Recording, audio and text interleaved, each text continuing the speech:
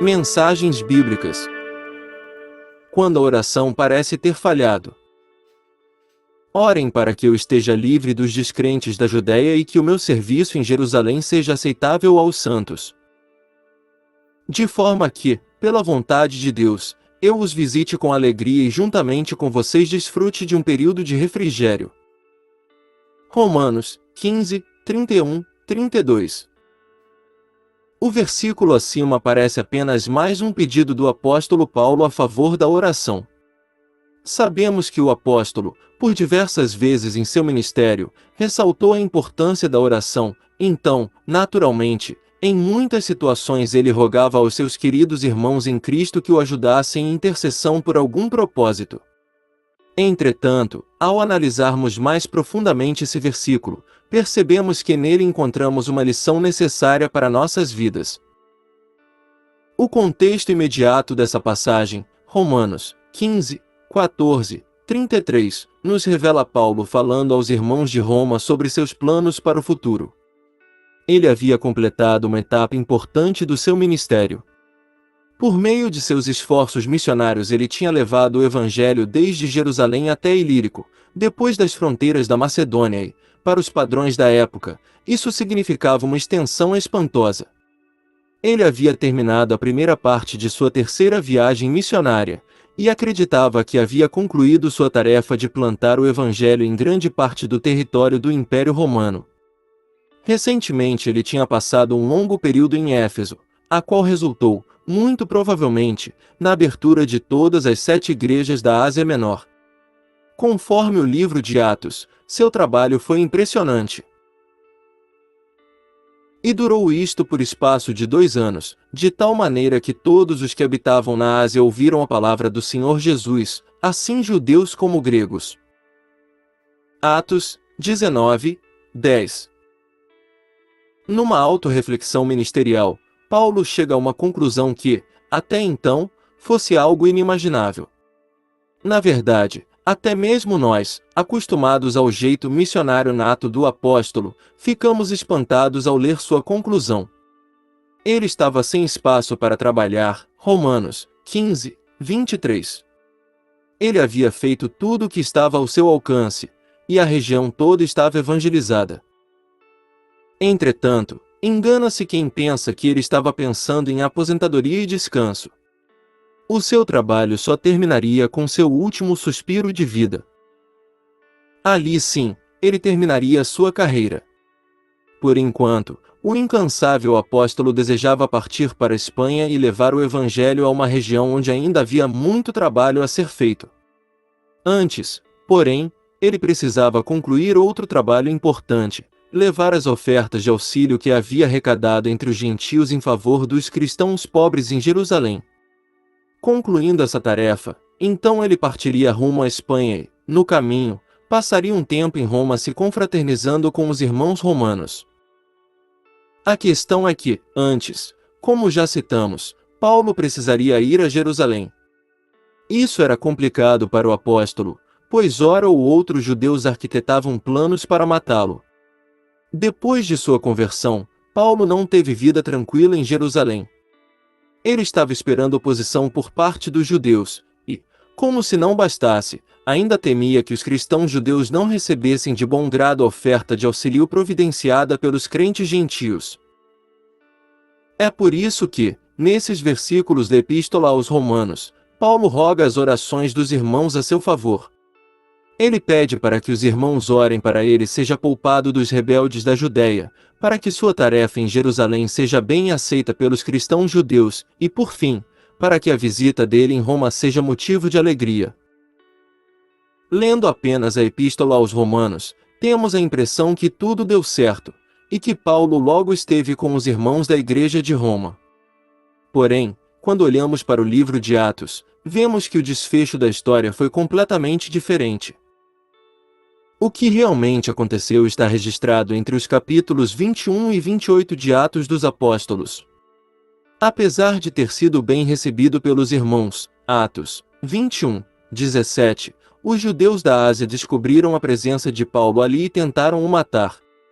A violência foi tão grande que só pararam de bater no apóstolo quando os soldados vieram apartar a confusão que se formou.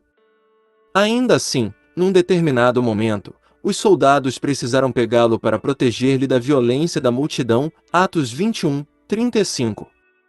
Antes de ser tirado completamente do meio deles, Paulo pediu permissão ao comandante para que falasse aos judeus.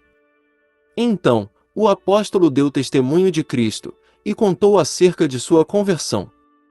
Isso enfureceu ainda mais aqueles judeus, que gritavam incessantemente que Paulo deveria morrer. Atos 22, 22. Nos versículos seguintes percebemos que a situação não ficou mais amena, ao contrário, mais de 40 homens estavam envolvidos em uma conspiração para matarem Paulo a qualquer custo. Atos 22, 12, 21. Paulo foi transferido para Cesareia e ficou mantido sob custódia no palácio de Herodes. Mesmo apresentando sua defesa, Paulo não foi liberado, ficando preso por 2 anos. Atos 24, 27. O governador da região foi substituído por outro e, ainda assim, Paulo não foi posto em liberdade. Além de, mesmo depois de tanto tempo, os judeus ainda permaneciam com o plano de matá-lo. Atos 25, 3. Os chefes dos sacerdotes e os judeus mais importantes estavam solicitando que Paulo fosse transferido para Jerusalém para ser julgado, mas Paulo, sabendo que esse julgamento seria totalmente desfavorável a ele, apelou para seu direito como cidadão romano de ser julgado perante César. Atos 25, 10. Mesmo sem ter provas que o condenassem à prisão, Paulo permaneceu sob custódia até que foi transferido para Roma. Como sabemos, a viagem foi longe de ser tranquila. Muitas tempestades e dificuldades fizeram com que o navio acabasse naufragando. Atos 27, 41, 44. Paulo, os demais presos e os soldados conseguiram alcançar a ilha de Malta, onde passaram o inverno. Na ilha, sabemos que Paulo foi mordido por uma víbora, e o milagre de ter saído ileso espantou a todos. Finalmente, passando o inverno, Paulo conseguiu chegar a Roma na primavera, entretanto, na condição de prisioneiro. O livro de Atos termina nesse ponto, nos informando que por 2 anos Paulo permaneceu em prisão domiciliar em Roma. Depois de todo esse relato, você ainda se lembra do pedido de oração do apóstolo na Epístola aos Romanos? Ele só queria que corresse tudo bem, para que logo pudesse estar em Roma se confraternizando com os irmãos, mas as coisas não saíram exatamente como ele planejou. Será que a oração não deu certo? Será que a oração não foi atendida? Na verdade, Paulo tinha planos para ir a Roma e Deus também tinha planos de levá-lo a Roma. Porém, os planos de Deus eram diferentes dos planos de Paulo. Nos planos de Paulo, sua estadia em Jerusalém seria um sucesso, e sua viagem para Roma tranquila. Mas, nos planos de Deus, essa mesma viagem incluiria linchamento, prisão, naufrágio e uma cobra venenosa. Na noite seguinte o Senhor, pondo-se ao lado dele, disse: coragem! Assim como você testemunhou a meu respeito em Jerusalém, deverá testemunhar também em Roma. Atos 23, 11.